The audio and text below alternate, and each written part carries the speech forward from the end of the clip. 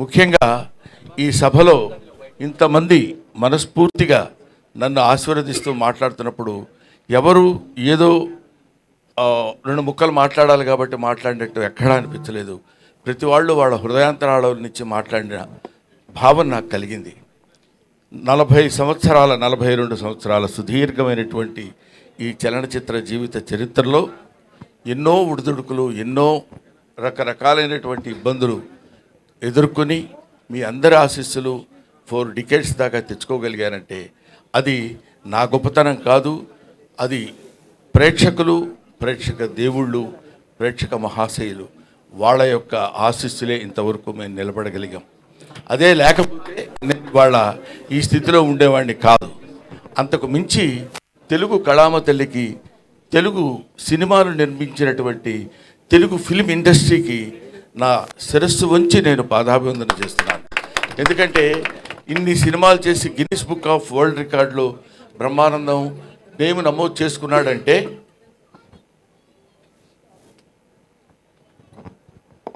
ఇన్ని సినిమాల్లో చేసి పేరు నమోదు చేసుకున్నాడంటే ఇన్ని సినిమాలు చేయటం గొప్ప కాదు, ఇన్ని సినిమాలు నిర్మించినటువంటి నిర్మాతలు, దర్శకులు ఉన్నటువంటి తెలుగు కళామతలి యొక్క గొప్పతనం. వాళ్ళు నిర్మించిన అన్ని సినిమాలు ఉండబట్టే మేము ఇన్ని సినిమాలు చేయగలిగాం. కాబట్టి ఇటువంటి అవకాశాన్ని నాకు కల్పించినటువంటి మహనీయులకు అందరికీ చిన్న పెద్ద తేడా లేకుండా ప్రభువెక్కిన పల్లకి కాదు అది మోసిన బోయీలు ఎవ్వరని లైట్మెన్ దగ్గర నుంచి అందరూ ప్రతి వాళ్ళు సహకరించి మేము ఈ స్థితిలో ఉండటానికి, ఈ స్థితిలో ఉండేటువంటి పరిస్థితికి తెచ్చినందుకు వారికి సహస్రద పాదాభివందన చేసుకుంటున్నాను. ముఖ్యంగా నేను ఈ ఫిలిం ఇండస్ట్రీకి రావడానికి మూలకారకులైనటువంటి వ్యక్తులు మా గురువు గారు కీర్తిశేషులు జంధ్యాల గారు, తర్వాత చిరంజీవి గారు, ఆ తర్వాత రామానాయుడు గారు.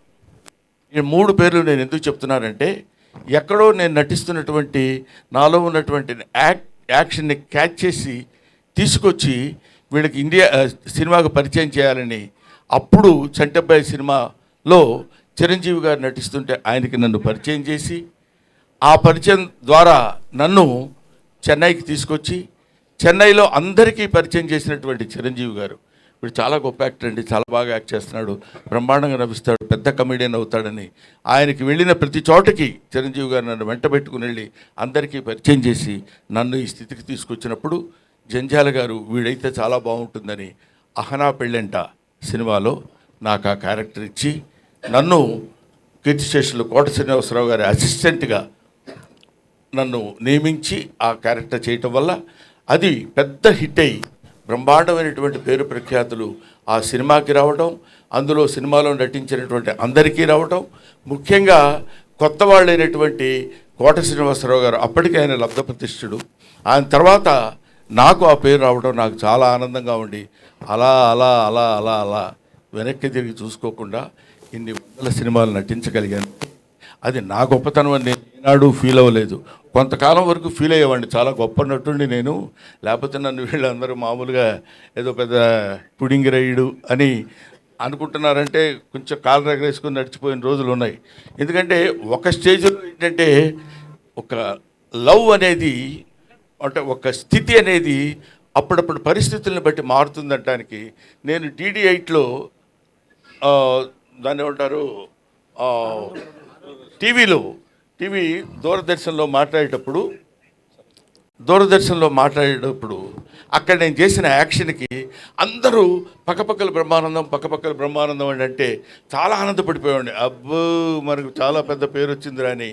మున్సిపాలిటీ బండిలాగా చెత్తబళ్ళు వస్తాయి చూడండి, ఎక్కడైనా యాంటీనా ఉన్న ఇల్లు ఉంటే అక్కడ ఆగేవాడిని. అంటే వాళ్ళు బయటకు వచ్చి చూసి ఇదే బ్రహ్మానందం అంటారేమో అని ఆనందం. సో అటువంటి స్టేజ్ నుంచి ఇవాళ Brahmanandam became a house hold comedian అనేటువంటి స్థితికి పరమేశ్వరుడు నన్ను ఇక్కడ తీసుకొచ్చాడు. నేను ఇందాక చెప్తున్నాను, చాలా సందర్భాల్లో నేను వెంకటేశ్వర స్వామి గురించి ఎందుకంటాను, ఇందాక రఘురామకృష్ణరాజు గారు చెప్పినట్టు నేను మా ఇంట్లో అంటే అదొక పిచ్చి నమ్మకం, మిగతా వాళ్ళ నమ్మకాలు నమ్మకంగా ఉండొచ్చేమో కానీ ఎవడో ఒకరిని నమ్ముకుంటే వాడు మనకు సాయం చేస్తాడులే అని మనం అంటుంటాం చూడు. ఒరే ఎందుకురా చోట తిరుగుతావు, వాడి దగ్గర పడుండు, అది ఆయనే ఏదో జీతం పెంచుతాడు, ఏదో చేస్తాడు, నువ్వు శుభ్రంగా బతకొచ్చని పెద్దలు మనకు చెప్తుంటారు. అలాగే వెంకటేశ్వర స్వామిని నమ్ముకొని ఆయన్ని బతికితే ఆయనే ఏదో మనకు కావాల్సింది ఎప్పుడెప్పుడు ఏది ఇస్తాడో అనేది, అలాగా ఆ రకమైనటువంటి జీవన విధానాన్ని గడిపినటువంటి వాడు. ముఖ్యంగా మా అన్న బాబుమోహన్, నా మనవడు బాబుమోహన్. ఓకేనా? నేను బాబుమోహన్, కోట శ్రీనివాసరావు ఆ రోజుల్లో 3 ఇన్విటబుల్స్ అనేవాళ్ళు మమ్మల్ని. మేము ముగ్గురం కంపల్సరీగా ఏ సినిమాలో అయినా ఉండి తీరాలి. ఇది నేను చెప్పేది ఒక 10 to 15, 20 ఇయర్స్ బ్యాక్. ప్రతి సినిమాలో కోట శ్రీనివాసరావు, బ్రహ్మానందం అండ్ బాబుమోహన్ ఉండాలి. మేము ఇందాక చెప్పాడు బాబుమోహన్ గారు ఏమన్నారంటే, మేము ముగ్గురు ఒకే రూమ్లో ఉండేవాళ్ళం అని. మీకు తెలియదు, నీకు టైం సెన్స్ తెలుసురా అసలు? నీకు మనవడు అనుకున్నావు, ఇష్టం వచ్చినట్టు తిడతాను. ఇప్పుడు నువ్వు నోరెత్తడానికి వీల్లేదు. ఎందుకంటే 6:30కి గౌతమ ఎక్స్ప్రెస్ ఎక్కి సికింద్రాబాద్లో, పర్లేదు పరువు ఉంటే కదా పోవటానికి, 6:30కి గౌతమ ఎక్స్ప్రెస్ ఎక్కాలి. వీళ్ళ ఇల్లు సికింద్రాబాద్ పక్కనే. కరెక్ట్గా 6:31కి ఒక వ్యక్తి ఒక బ్యాగ్ వాడి చేతిలో పట్టుకొని పరిగెత్తుకుంటూ వచ్చేవాడు కంపార్ట్మెంట్ దగ్గర. ఎవరు ఏంటి ట్రైన్ కదులుతున్నప్పుడు పరిగెడుతున్నాడు ఏంటి అనుకునేవాడు. చూస్తే వీడు ఒక క్యారేజీ చేపల కూర, అందులో ఏదో పప్పు, ఇంకోటి ఏదో. అన్న నీకోసం చేపల కూర తెచ్చినానే. ఎవరికి తెచ్చాడు? అసలు ఎక్కకపోతే ఏంటి పరిస్థితి అని ఎక్కి శుభ్రంగా తిని పడుకునేవాడు. పడుకుని ఒక అర్ధరాత్రి పూట అని ఏంటా ఏమైందంటే, చలిగా ఉంది బావా, చలిగా ఉంది. ఏంటి చలిగా ఎందుకు ఉందిరా అంటే, అప్పుడు ఒక ముద్ద తగ్గించుకుని తింగితే ఆ చలి ఉండదు, పాడు ఉండదు. ఏసీలో పడి మళ్ళీ కింద కూర్చోబెట్టి, కింద పడుకోబెట్టి, ఇలాగా వాటికి వెళ్తుంటే టికెట్లు ఉండవు. ప్రొడక్షన్ మేనేజర్ టికెట్ గురుగారు మనకి నిర్ణయంలో వచ్చేస్తాయి. అదే మామూలు టికెట్ అనుకునేవాళ్ళం మనం, ప్లాట్ఫామ్ టికెట్ అనమాట. అది తీసుకుని అక్కడికి వెళ్ళిన తర్వాత మొత్తం ప్రతివాడు మేమారా బాబోను ఏంటో టికెట్ లేదా, కన్ఫర్మ్ లేదండి, పోనీ అక్కడ కూర్చోడాడు పక్కన, ఏది లెట్రిన్ పక్కన నేను కూర్చో. అది ఇలాగా అంటే నవ్వించేవాడి జీవితాన్ని గురించి చప్పట్లు కొట్టేవాడికి అనవసరం అంటారు కదా. మీకు అనవసరం, మీకు మేము నవ్వించాలి. ఎన్ని తిప్పలు పడి నవ్విస్తామంటానికి comedy comes from the zenith point of tragedy. Zenith point, బాగా భయంకరమైనటువంటి ట్రాజడీ నుంచి కామెడీ వస్తుందని చెప్తారు. అది ఎందుకంటే, ఇదిగో ఇలాంటి కష్టాలని మాకు అనవసరమయ్యా, నువ్వు నవ్వించు, మాకు నవ్వాలి. నువ్వేం పడితే మాకెందుకు, నువ్వు రైల్లో టికెట్ లేకపోతే మాకెందుకు, ఉంటే మాకెందుకు. కామెడీ ఏం చేస్తున్నాడు? మామూలుగా మాకున్నటువంటి మొహాలు అంతంత మాత్రం. ఈ మొహాల్ని మళ్ళీ ఇందాక మన మిత్రి సత్య చెప్పినట్టు మా మొహాల్ని వికృతంగా మార్చుకుని, వాడు ఇలా కొట్టబోయాడు అనుకోండి, ఇలా అనాలి. అలా అంటే కానీ నవ్వరు. అలా నవ్వటం కోసం 24 గంటలు ప్రయత్నం చేసి రిహార్సల్ చేసుకుని కష్టపడి తీసుకొచ్చి మిమ్మల్ని నవ్వించడానికే మా ఏడుపంతా. అటువంటి కామెడీ జీవితాల్ని పంచుకొని పుట్టినటువంటి మమ్మల్ని మీరు ఏదైనా చిన్న చితక పొరపాట్లు, తప్పులు, ఉప్పులు ఉన్న పండురా పాపం పొద్దున్న లేస్తే నవ్విస్తాడు అని వదిలేద్దాం అనే పెద్ద మనస్తత్వాన్ని మానవాళి తెలుసుకోవాలని నా మనస్తత్వం. అది నా బాధ్యత. అది మనుషులు మానవులమైనందుకు ఎక్కడ ఒక్కొక్కటి జాబ్ ఏంటి? మిమ్మల్ని నవ్వించడం, to make you happy, right? ఆలోచన కలిగినటువంటి వ్యక్తులకి మీరు కమెడియన్ని చీప్గా చూడొద్దు. అభిమానించండి, ఆదరించండి, ఆరాధించండి, అల్లరి మాత్రం చేయొద్దు. This is my personal request. అవునమ్మా, 40 సంవత్సరాల సుదీర్ఘమైన చరిత్రలో ఎంతోమంది ఎన్నో రకాలైనటువంటి, ఇప్పుడు మా జనరేషన్ వాళ్ళు తెలుసుకోవాల్సినటువంటి విషయం ఏంటంటే, మా జనరేషన్ అంటే ఇప్పుడు మేమున్న వాళ్ళకి, if you allow others you will become first man, if you don't allow others you will become last man అంటాడు. మన తర్వాత వచ్చే వాళ్ళకి అలా దారి ఇవ్వాలి, వెళ్ళండి అని. లేదు లేదు నేనే ఉంటాను, తలకి రంగేసుకుంటాను, జుట్టు ఇలా తిప్పుతాను, తల ఎంగా కనపడతాను అంటే కుదరదు. మనం చెయ్యగలగాలి. వయస్సు ఒకటి ఉంటుంది. కాబట్టి అటువంటి పరిస్థితుల్లో మనం మన యొక్క స్థితిగతుల్ని, మన యొక్క ఏజ్ని, మన యొక్క విషయాన్నంతా మనం జాగ్రత్తగా మనల్ని మనం పరిశీలించుకుని ఆత్మవిమర్శ చేసుకోగలిగినప్పుడు 10 కాలాల పాటు హాయిగా ప్రశాంతంగా నువ్వు ఉంటావు, 10 మందిని ఉంచగలుగుతావు. అందువల్ల ఇవి మనం తెలుసుకోవాల్సినటువంటి, జీవితంలో తెలుసుకోవాల్సినటువంటి నగ్న సత్యాలు, నిజాలు. అందుకనే మనకి ఇది నేరము తప్తలోహమున నిలిచి అనామకమై నశించు, ఆ నేరమే ముత్యమట్లు భాషించు, నడినీదళ సంక్షితమై అంటాడు.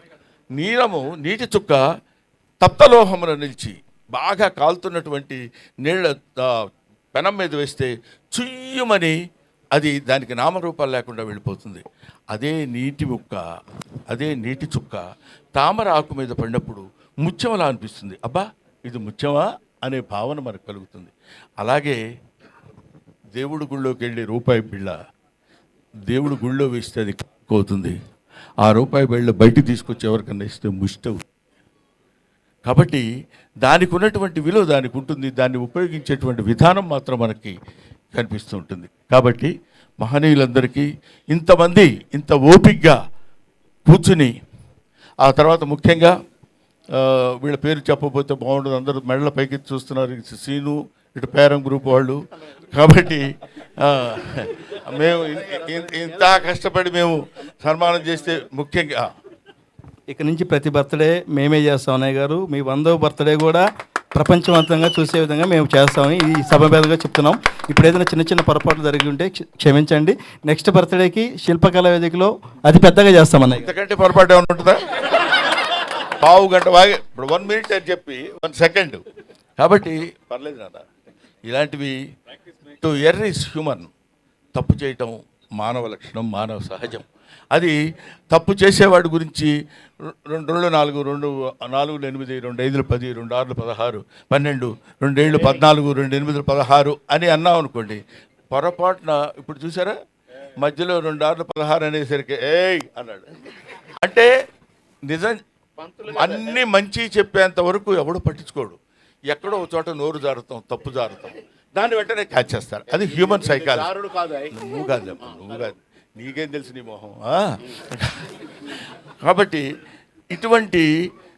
ఇటువంటి స్థితిలో పొరపాట్లు ఏవేవో జరగటాలు, ఏవేవో చేయటాలని కాకుండా ఇదిగో ఈ సీని ఇన్ఫ్రా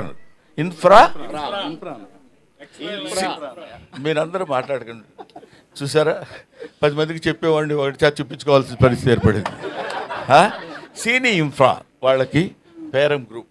అవునమ్మా, ఏమమ్మా చెప్పకపోతే ఏం చేస్తారు ఇప్పుడు? గిరీష్మా గారికి. ఆ తర్వాత నాకు పాపం ఇతను 4 రోజుల క్రితం వచ్చాడు ఇంటికి.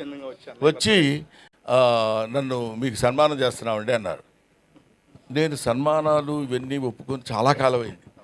ఎందుకు ఏమి అంటే ఒక స్టేజ్లో మనకు సన్మానం చేస్తున్నాను కానీ శుభ్రంగా స్నానం చేసి మొహం పౌడర్ రైస్ చేసుకుని సన్మానం అనుకుంటూ వెళ్ళేవాడిని. ఏం చేసామని మనకి సన్మానం?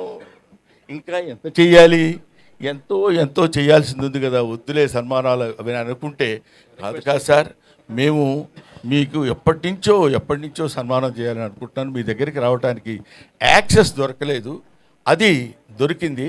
అటువంటి పరిస్థితుల్లో మీకు మేము సన్మానం చేయాలి, మనస్ఫూర్తిగా చేస్తామండి, మీరు దయచేసి యాక్సెప్ట్ చేయండి అని. మన శ్రీను, నువ్వు ఉండవా బాబు,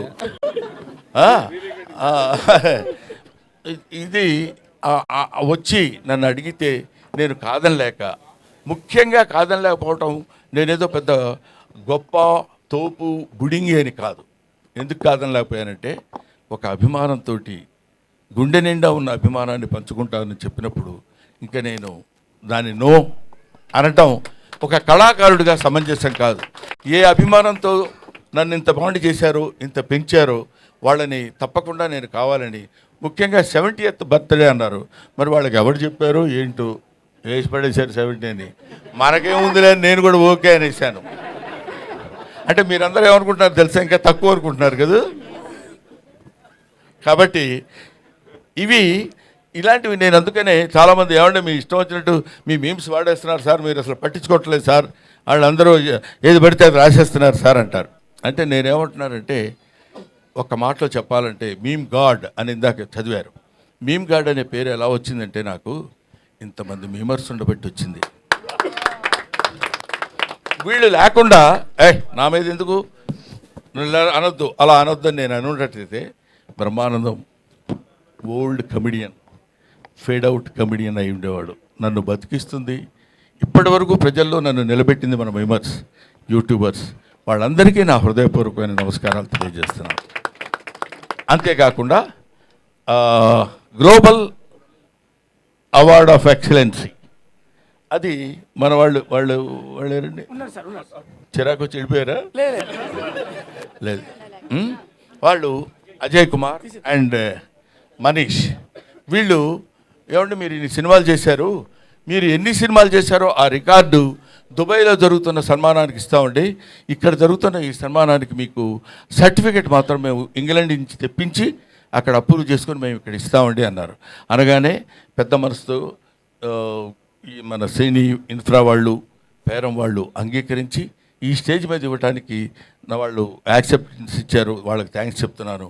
అలాగే మీ గ్లోబల్ రికార్డ్ ఆఫ్ ఎక్సలెన్సీ వాళ్ళకి నా హృదయపూర్వక నమస్కారాలు తెలియజేస్తూ, అలాగే ఇక్కడ నా తమ్ముడు మిస్టర్ అజయ్ కుమార్ ఫ్రమ్ వరంగల్, అతను అద్భుతమైన కళాకారుడు. నువ్వు ఎవరిని పడితే అద్భుతమైన కళాకారుడు అంటావు ఏంటని అనుకోవచ్చు మీరు, నేను ఎవరిని అన్ను, ఎందుకంటే అద్భుతం ఉంటే తప్ప. అతను సూది ఉంటుంది కదా, సూదికి ఒక చిన్న హోల్ ఉంటుంది దారం కూర్చడానికి, దానిలో ఒక అద్భుతమైనటువంటి బొమ్మలు చెక్కి మనకు క్లియర్గా కనపడేటట్టు చేయగలిగినటువంటి మహా కళాకారుడు ఆయన. అదిగో ఎదురుగా ఉన్నాడు అజయ్, మీరు ఒకసారి స్టేజ్ మీదకి రండి.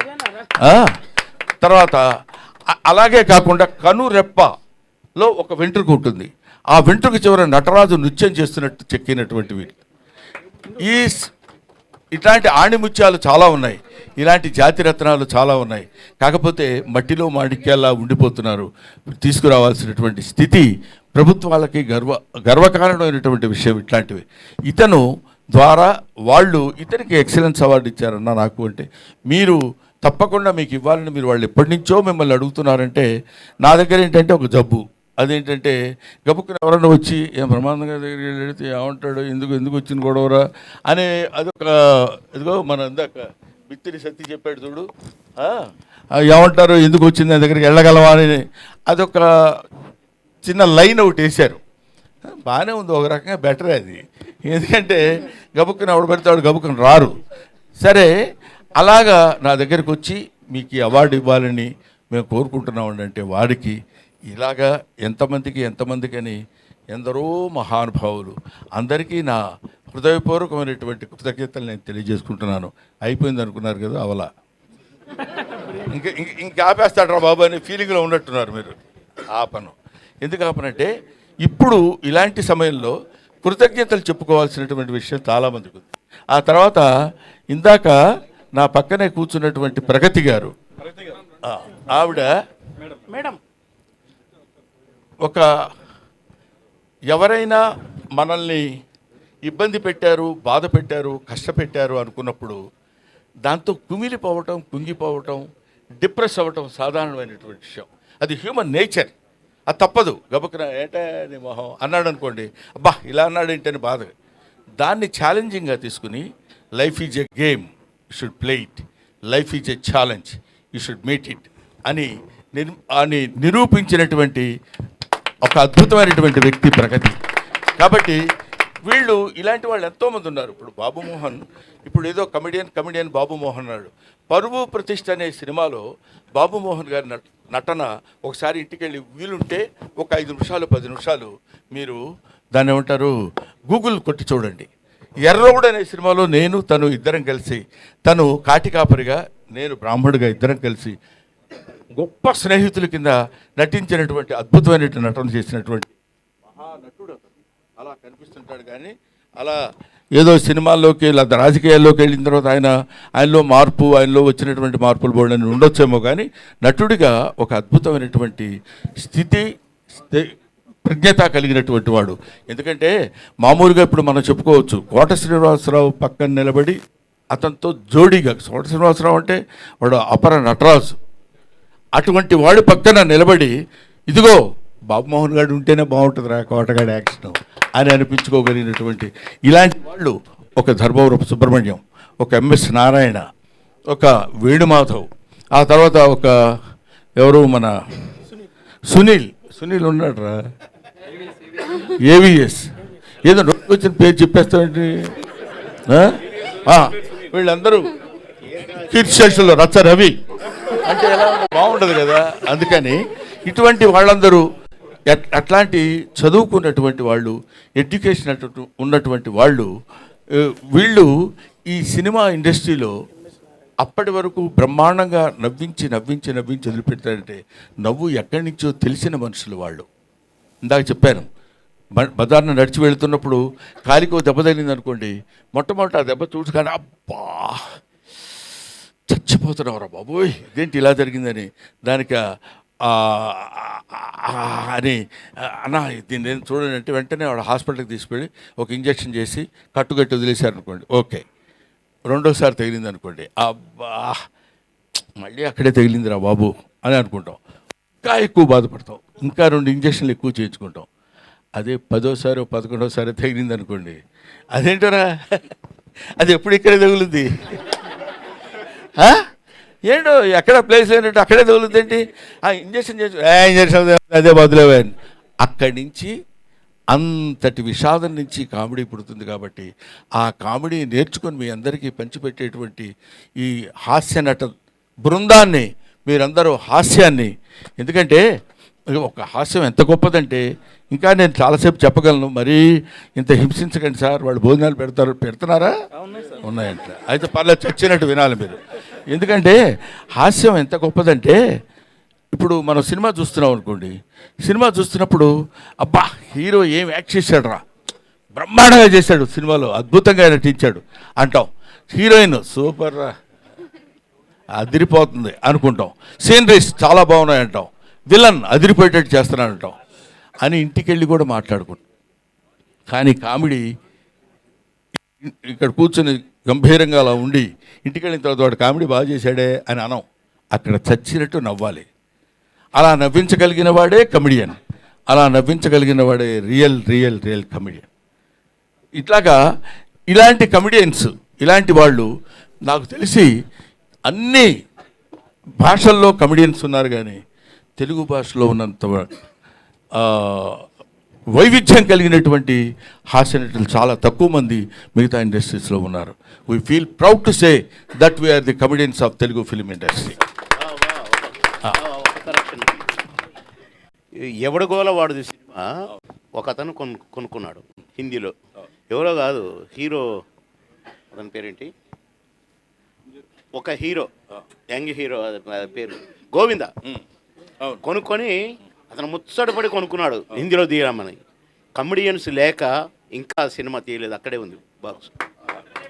అది అంటే ఏమైనా అటువంటి స్థితిలో, ఇటువంటి పరిస్థితుల్లో ఇన్ని సంవత్సరాల సుదీర్ఘమైనటువంటి ప్రయాణానికి సహకరించినటువంటి మీ అందరికీ నా హృదయపూర్వకమైన నమస్కారాలు తెలియజేస్తున్నాను.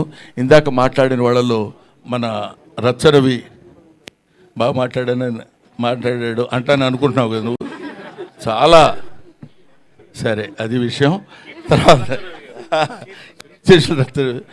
తర్వాత ఎవరు మన మిత్తిరి సత్తి ఎక్కడ ఆ మాటలు రామ్మోహన్ రెడ్డి, ఓహో జితేంద్ర నువ్వు వచ్చావా, రామ్మోహన్, తర్వాత మూర్తి గారు, వీళ్ళందరూ మాట్లాడుతుంటే వాళ్ళు that words come from their heart. ఏదో 2 ముక్కలు మాట్లాడి వెళ్ళిపోదామని కాదు. నాగేంద్ర కుమార్ మై స్టూడెంట్ అతను. కాబట్టి వీళ్ళందరూ నన్ను ఇంత ఆశీర్వదించి ఈ స్థితికి తీసుకొచ్చినప్పుడు నవ్వుతూ చింపండి అని రాశారయ్యా.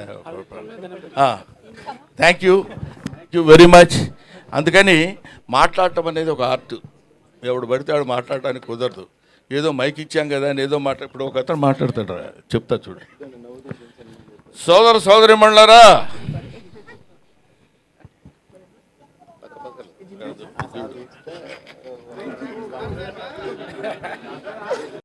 భయం జనాన్ని చూశాడు, కంగారు వచ్చేసింది.